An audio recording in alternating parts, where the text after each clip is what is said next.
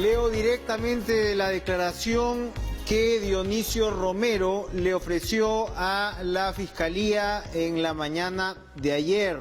Página 3.6. Ministerio Público pregunta: ¿cuál ha sido su relación con el partido político Fuerza 2011 en la campaña electoral del 2011?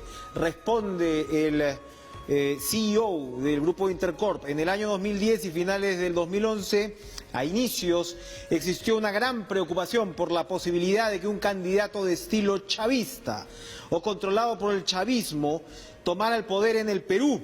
El presidente Chávez de Venezuela había expresado su interés de exportar su sistema de gobierno, el socialismo del siglo XXI, y tener control o influencia en otros países de la región.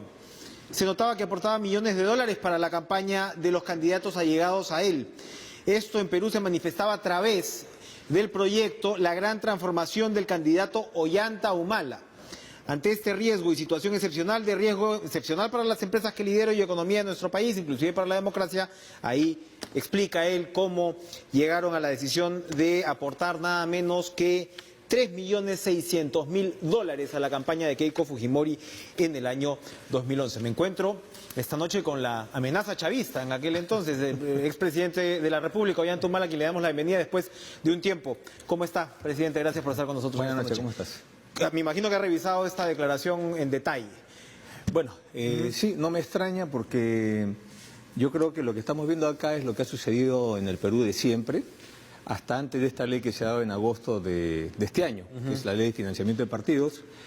Y lo que vemos es pues que la élite económica siempre ha manejado a los partidos políticos o a los candidatos a la presidencia o al Congreso, ¿no? Y acuérdate de los 12 apóstoles en la década de los 80, cómo manejaban a los políticos hasta el día de hoy, ¿no? Entonces, si bien no es un delito, ¿no?, pero es algo que ha sucedido, porque los sistemas, las campañas políticas han estado privatizadas, esas no las paga el Estado.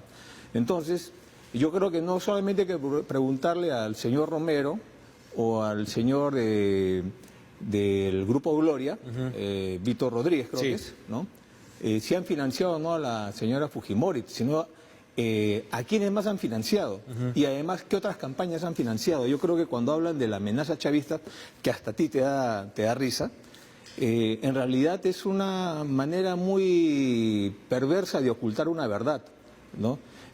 ¿Por qué no le preguntan en la campaña del 90 si financiaron o no a los candidatos, en la del 95, en la del 2000, 2001? Entonces, en esa época no había amenaza chavista. Lo que pasa es que es una forma de tener control del poder político y eso es lo que no sucedió con nosotros. Entonces ahora se puede explicar lo que nosotros lo decíamos, el todos contra Ollanta. ¿Por qué todos estos empresarios no solamente financiaron a Keiko Fujimori, sino además hicieron una chancha para hacer una contracampaña con nosotros? Contrataron al señor Bailey, ¿no? Sacaban una serie de portadas, despidieron a una serie de periodistas que no obedecieron el corset de deshumanizar al candidato, sino más bien tratarlo como un ser humano. Entonces allí viene el tema, ¿no? Que eso es una falsedad. Ellos siempre han financiado y no pudieron financiarnos a nosotros porque escapamos de su radar, llegamos demasiado rápido a la contienda electoral y no nos conocieron. Pero aquí hay muchos temas interesantes y le explico en parte por qué me da risa. Porque Ollanta Humala se puso el polo rojo en el 2006, pues en el 2011, usted me va a decir que nunca estuvo cerca de Chávez, pero en 2006 hubo una cercanía, pero en 2011 no se vio esa cercanía, al menos desde los medios, tan claramente. Entonces, que el señor Romero diga que usted era el candidato de Chávez en el 2011 está desfasadito por una campaña, me parece, por un lustro, o me equivoco. O sea, usted fue cercano, Ollanta Humala, al régimen chavista, cuando irrumpe a la vida política, no me va a decir que no, seguro que me va a decir que no. No, yo además, yo he sido amigo de Chávez, y yo he ido al velatorio de Chávez, ¿no? Y he estado en La Habana, en Cuba, cuando él ha estado en cuidados intensivos. Yo no niego a mis amigos, en las buenas y en las malas, ¿no? Pero de ahí a que este señor Romero venga a victimizarse y todavía dice que ese dinero que ha invertido ha sido por la democracia del Perú, ya pues nos está viendo a la cara de qué. Pero hubo un cambio del 2006 al 2011 para cerrar ese punto. Bueno, yo creo en su perspectiva política. Las personas que no cambian, si no son Dios, ya sabes qué son, ¿no? Y hemos cambiado para bien. Los que no cambiaron fueron los empresarios, Ellos no cambiaron, se quedaron en la década de los 80, de los 90, financiando a candidatos para tratar de someterlos y domesticarlos. Y como lo han hecho con los partidos como el APRA, el Fujimorismo que estamos viendo ahora. ¿Y qué otros partidos más? Acción Popular. ¿Usted cree que Acción Popular también no ha pasado por ahí? Mire usted los partidos que tienen locales propios. ¿De dónde han sacado la plata para poner locales propios, no? Mire el patrimonio de todos estos políticos, de congresistas y expresidentes que vienen del siglo pasado, ¿no? Entonces entenderemos un poco este tema. Entonces los que no cambiaron fueron ellos, que han utilizado a sus empresas como si fueran su chacra. Todavía el señor Romero cree que está en la época de su padre, cuando tenía pues sus chacras en el norte. No sabe que ya su empresa cotiza en bolsa y que tiene responsabilidades corporativas. Y se ha caído la acción ahora, precisamente a raíz de toda esta situación. Pero, presidente Humala, hay un tema que es ciertamente paradójico. Usted ha definido, y bueno, políticamente le resulta aprovechable, sin duda, y eso, en fin, bien por usted. Pero más allá de lo políticamente, sí, hablemos de la verdad. Muy bien, pero la verdad también, pues, que se supone que está investigando la Fiscalía, va por el lado de que en esta campaña del 2011 los ejecutivos, como este señor, hacen una contracampaña de repente para oponerse al financiamiento que venía en este caso del Partido de los Trabajadores. Porque, como digo, paradójicamente usted, que es un adversario de la señora Fujimori, político, a ambos se les acusa de haber recibido dinero de Odebrecht. El caso de la señora Fujimori lo ha explicado Barata, que porque Lula había ordenado una suma muy fuerte para usted, él tuvo que subirle también a la señora Fujimori para que llegara al $1.000.000. Pero en el caso de Ollanta Humala, la plata venía de la cuenta del Partido de los Trabajadores. Okay, entonces, en este caso, Humala y Fujimori están en la misma línea. Los dos niegan haber recibido plata de Odebrecht. Ya. Yo creo que el problema, volviendo al tema central, es sí, quiénes financian las campañas políticas. Y lo que estamos viendo es que en el Perú las élites económicas, lo que eran los 12 apóstoles, han financiado las campañas. En nuestro caso no ha sucedido así. Por eso yo creo que la pregunta que falta hacerle al señor Romero y al señor Rodríguez Banda y a los otros que van a desfilar, porque también van a tener que decir qué hicieron con su plata, es a quiénes financiaron en la campaña del 2001, del 2006, del 2000, del 95, del 90, del 80, del 85, para saber cómo ha sido esto.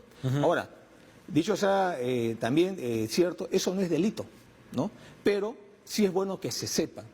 En nuestro caso, sí, nosotros hemos rechazado esa imputación del Partido de los Trabajadores, ¿no? Pero no solamente nosotros, sino el Partido de los Trabajadores también lo ha rechazado documentadamente. Eso es la parte que no se sabe. Nosotros nos ratificamos en nuestro informe que hemos presentado a la OMPE. En eso puede haber desorden, sí, pero no ha habido ningún delito. Entonces, lo que estamos viendo que es que... ¿Y si no hay delito, por qué no admitir la posibilidad de que porque no pasó? Porque no pasó. Si hubiera pasado lo admitiría, pero no pasó. No es delito. El delito que están haciendo es que nos procesen a nosotros por algo que no era delito en el año 2011 ni en el año 2006. Porque a nosotros nos han hecho una contracampaña, una campaña sucia, no solamente este grupo de empresarios, porque también acá hay que distinguir, hay buenos empresarios, ¿no? Pero este tipo de empresarios como el señor Romero no son de los buenos, ¿no? Entonces no solo han financiado a la señora Fujimori, quién sabe a quiénes más han financiado, pero además de eso han juntado plata para hacer una guerra sucia contra mí, contra mi familia, contra mi partido. Pero que no termina hasta ahora, seguimos viviendo esto. ¿Qué tiene qué tiene que ver la guerra sucia montada por el empresariado nacional, los 12 apóstoles, como usted dice, con las acusaciones que le hace la Fiscalía, que va por el lado brasileño? No, estoy tratando de explicar, eso es otra cosa, pero también le puedo explicar, ¿no? Entonces estoy explicando un poco qué es lo cómo debemos tomar el financiamiento que ahora está reconociendo el señor Romero, que dicho sea de paso, su gerente, el señor Bailey, decía que el principal enemigo que tienen ellos es la informalidad, el dinero en líquido, ¿no? Entonces este señor se pasó al otro bando, es una persona bipolar, ¿no? Claro, que los banqueros digan que manejan estas cantidades en efectivo, pues también es para... Bueno, mire, ¿no? Cuando se supone que todos debemos bancarizar todo. Pero si somos coherentes con la tesis enfermiza, con la tesis torcida de la Fiscalía de Lavado de Activos, y creemos que esto es lavado, y tenemos que seguir la ruta del dinero, entonces el fiscal debiera procesar también a los que entregaron la plata, o sea, al señor Romero, al señor Rodríguez Banda y a todos los que han entregado plata a la campaña. Más aún por la forma y por la cantidad, que es lo que ellos argumentan para decir que sí se podía presumir. Y además de esto, también la Fiscalía debiera procesar a todos los medios de comunicación que han recibido la plata. Porque si sacamos la cuenta en el 2011, por ejemplo, que las campañas han estado en un promedio de 15 o 20 millones de soles, por lo menos han habido 100 millones de soles. Y el 85%, o sea, 85 millones de soles se la llevaron la televisión, la radio, los periódicos que hicieron campaña. Entonces, dentro de esa tesis, que yo no comparto, pero que la maneja la Fiscalía abusivamente, debiera procesar también a los medios de comunicación. Entonces, ¿qué pasa? De acuerdo. ¿Qué pasa? Que la pita se rompe por el más débil, por el lado más débil. No quieren tocar a los medios de comunicación, no quieren tocar a los 12 apóstoles y solo quieren tocar a los partidos. Es que el argumento pues de la Fiscalía en ese caso es que la plata de Odebrecht era sucia. Entonces eso es lo que marca la diferencia, la famosa caja 2, que era pues para pagar los sobornos y demás. Me estás dando la razón, no te das cuenta, pero me estás dando la razón. Porque ese dinero llegó a los medios de comunicación. No, evidentemente una campaña tiene demanda de plata por la publicidad en los medios. Esa plata asquerosa, sucia, lo que quieras llamar, ponle los adjetivos que quieras, llegaron a la televisión. Y por lo tanto también debieran procesar a los medios de comunicación. Pero la Fiscalía no se va a atrever, no te preocupes, la Fiscalía no se va a atrever. Yo no me preocupo de ninguna manera de ni uno ni de otro lado, pero reconocerá entonces que Ollanta-Humala y Keiko Fujimori tienen algo en común en este caso, es decir, en una línea argumentativa de defensa ante lo que la Fiscalía le... ¿Por qué no? Porque el principio es distinto. En nosotros no hay un mecanismo de fraccionamiento pitufeo que se llama. En nosotros no hay asignación de roles de congresistas y personas de confianza para que recibían dinero, reclutaban gente y les entregaban a cada uno. En nuestro caso no hay interceptaciones telefónicas donde se ve la presión, ¿no?, ilegal sobre determinadas personas. En nuestro caso no hay un aparato legal que está asesorando y conduciendo a los aportantes. No hay nada de eso, ¿no? Y además, en este tema no solamente es el partido de la señora Fujimori, nuestro partido, son todos los partidos, está el PPC, Acción Popular, el APRA, la izquierda, todos los partidos.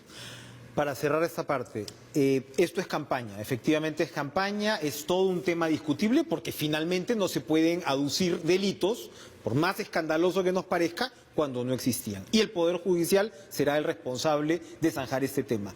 Pero lo complicado es que Odebrecht ha reconocido coimas en el caso del gasoducto.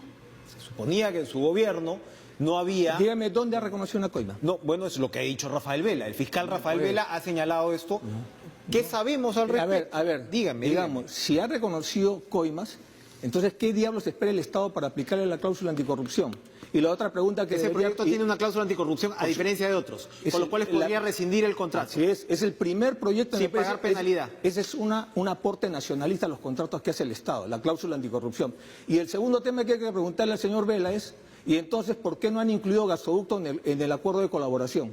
Entonces lo que está diciendo es una mentira, no está. Y lo que hay son una serie de codinomes de pagos a privados. La teoría lo que se está viendo hoy día es que como Odebrecht, cuando vio la cláusula anticorrupción, no pudo, no se atrevió a coludirse con el Estado, se coludió con el competidor y lo saboteó. El tema de la coima, el competidor que se retiró y hubo todo este escándalo. Enrique, no sé si se llamará coima, pero lo que hoy estamos viendo es que ellos habrían pagado a un operador para sabotear al segundo competidor y romperlo como lo rompieron a la hora nona en el momento de presentar el segundo sobre. Ollanta-Humala, vamos a una pausa. Vamos a una pausa y regresamos con esta entretenida conversación. No se muevan.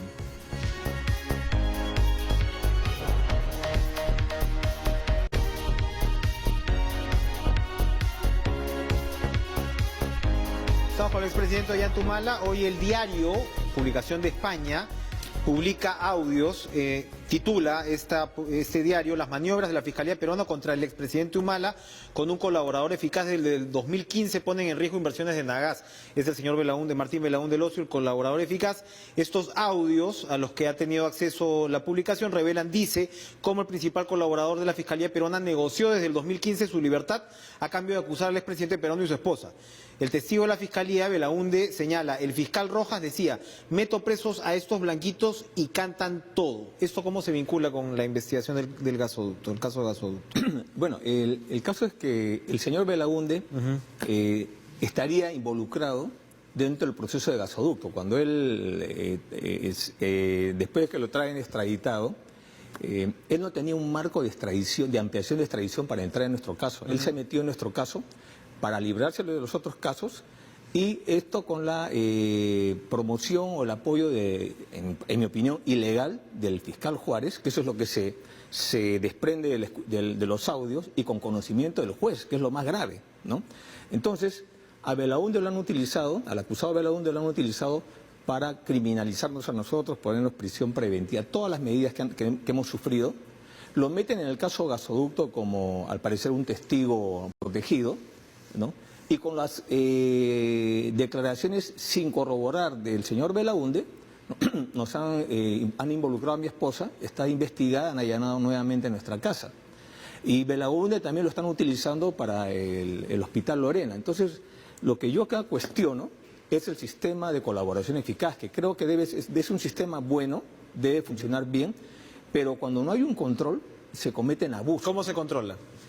Por ejemplo, yo propondría 3 medidas. Uno, que se cree el delito para los aspirantes a colaboradores que faltan a la verdad. Debe ser penado eso. Lo otro es que en las audiencias de colaboración eficaz se debe proteger la identidad del colaborador o del aspirante, pero debe estar el abogado de la defensa para no permitir que haya un contacto directo y a solas entre el fiscal y el colaborador. Y yo creo, además de esto, una tercera medida que pienso debía ser un plazo perentorio. El señor Belaúnde está desde el año 2015 en tratativas de aspirante a colaborador. Todavía no firma su colaboración, pero con las declaraciones sin corroborar como aspirante, como le digo, hemos sufrido carcelería. Entonces, lo que yo veo acá es que esto nos debe permitir cuestionar cómo está funcionando el sistema de colaboración. No sabemos, por ejemplo, cómo han sido las tratativas entre el señor Barata y la Fiscalía y la Procuraduría.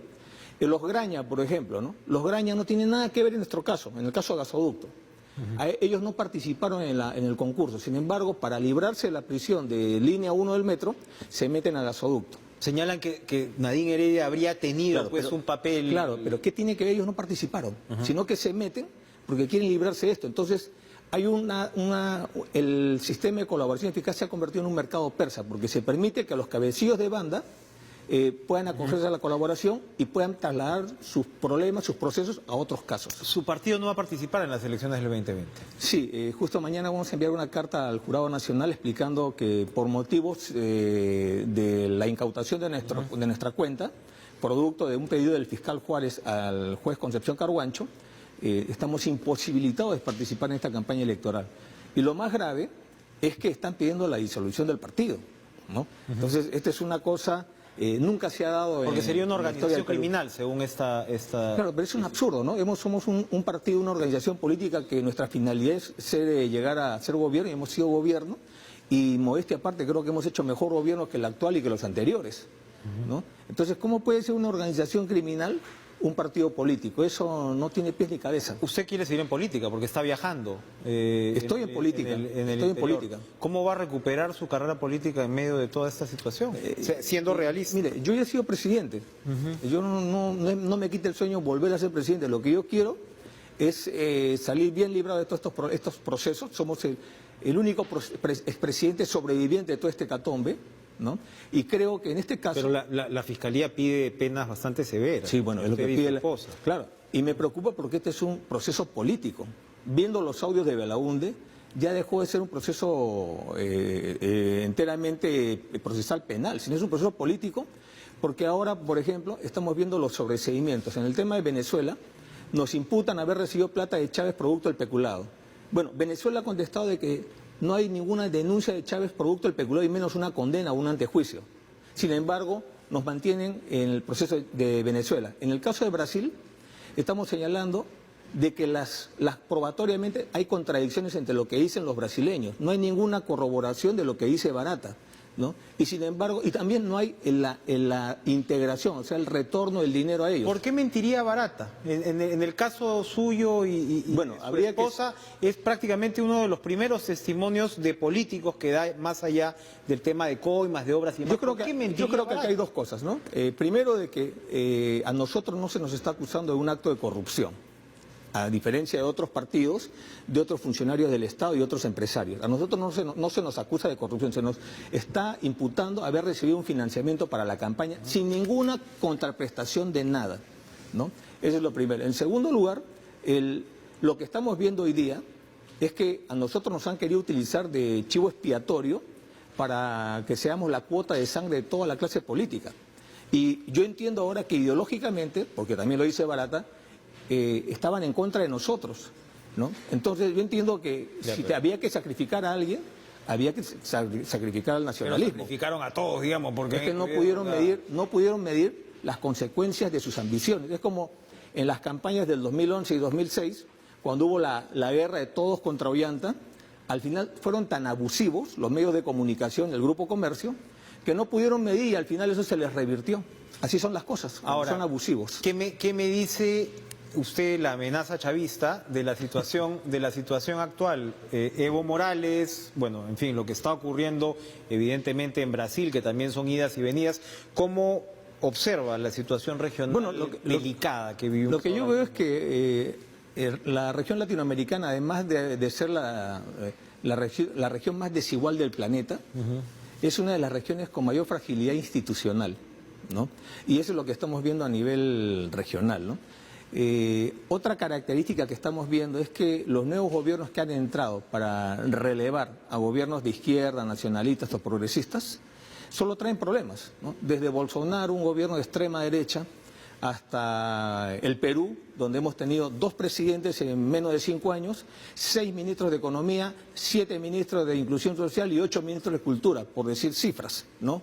Y donde hemos tenido cierre del Congreso, o en Ecuador, donde también ha habido una convulsión social, y ahora en Chile, ¿no? Donde justamente el modelo chileno está yendo a una asamblea constituyente.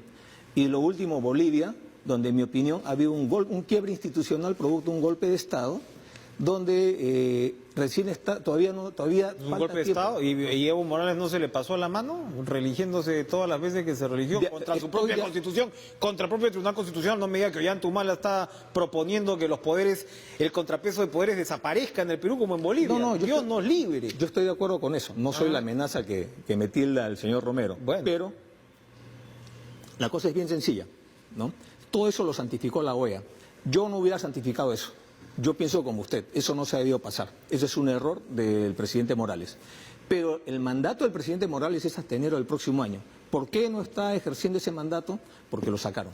Vamos a ir a una última pausa y regresamos con Ollanta Humala para que nos cuente cómo ha sido su cosecha en el interior del país. ¿Existe el Partido Nacionalista? ¿No existe? ¿Qué va a pasar? Volvemos.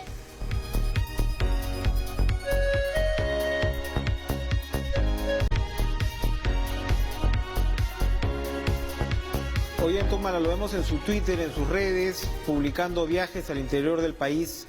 ¿Cómo está viendo el país en estos 2 minutos que nos quedan? Y evidentemente es porque usted va a ser candidato presidencial el 21, No, o eso pretende. no, si no, uno no. ¿para qué viaja pues haciendo entonces no voy a proselitismo viajar, por todas por favor, partes? ya O no sea, viajo. franciscano no creo que sea usted, ¿no? ¿Cómo es? No, es que tengo una responsabilidad con el partido. Yo veo el país paralizado. Lamentablemente es un quinquenio perdido de caras al bicentenario, ¿no? Si vas al interior encuentras que o hay desempleo, o aumenta el desempleo, los programas sociales se recortan, por ejemplo, Pensión 65, o las obras están paralizadas. Yo te doy un caso, lo que he visto en el Alto Guayaga, ¿no? Está quebrando el sector agrario, los arroceros, por ejemplo, ¿no? Y en el Alto Guayaga nosotros levantamos el estado de emergencia después de 30 años. Pero cuando se le agarra Artemio, no se le agarra con armamento moderno. Todo eso está encaletado, se le agarró con retrocargas, ¿no? ¿Qué quiere decir esto? Que el Estado ha hecho mucho esfuerzo, hay una gran inversión para sacar el desarrollo del Alto Guayaga. Pero si quiebra el sector agrario, no te extrañe que se dediquen a sembrar coca. Y de sembrar coca a abrir las caletas donde no hay armas y entre nuevamente un estado de emergencia es un paso. Entonces yo invoco al presidente Vizcarra y al ministro de Agricultura, al premier, a que pongan atención al sector agrícola en las zonas del Alto Guayaga, ¿no? En el Braen también entraron la erradicación compulsiva de hoja de coca Y lo único que eso va a hacer es empujar a los campesinos cocaleros al lado de los quispe palominos. Eso no se puede hacer, no han aprendido de la década de los 80, de los 90, y esto en zona de emergencia, eso es claro. ¿Algo cosecha Ollantumala de la imagen de Antauro? Que Absolutamente una especie de espectro radical ahora mismo se quiere lanzar. Absolutamente ¿no? nada, somos dos opciones distintas ideológicamente, no tenemos nada. Pero se va a lanzar usted el 21, si no, o sea, en fin, el partido lo va a pedir y Ollantumala va a decir, bueno. No es mi intención, pero claro, ahorita puede sonar que no es así, pero mis prioridades es ahorita mi familia, el proceso judicial y el partido. ¿Usted ahorita es más de izquierda o más de derecha de cuando fue presidente? De izquierda a derecha, yo soy de abajo. Ese es el problema que tienen. Todavía tienes el chip de los 80. No, yo estaba la no Unión tengo el Soviética. chip de los 80, sino que usted Yo te pregunto. despotrica Ya, contra la empresa. Enrique, yo te pregunto. ¿Pensión 65 es para los de izquierda o los de derecha? O la longitudinal de la sierra, ¿es de izquierda o de derecha? Me está usted arrinconando, pero el MIS fue un logro de su gobierno y hasta ahora está bien. La Nadie dice política que no. social es de izquierda o de derecha. ¿No es acaso para los de abajo? Tendríamos que tener otro programa Ollantumala para hablar de ideología. Yo le agradezco que nos haya acompañado esta noche. Siempre el tiempo vuela, siempre van a que nos hemos peleado un poquito al principio, nos hemos debido pelear más, vamos a hacer otra más larga. Gracias expresidente Ollantumala por Vemos acompañarnos. con Valeriana. Por acompañarnos esta noche. Gracias a ustedes por la sintonía. Sigan en la programación de TV. Adiós.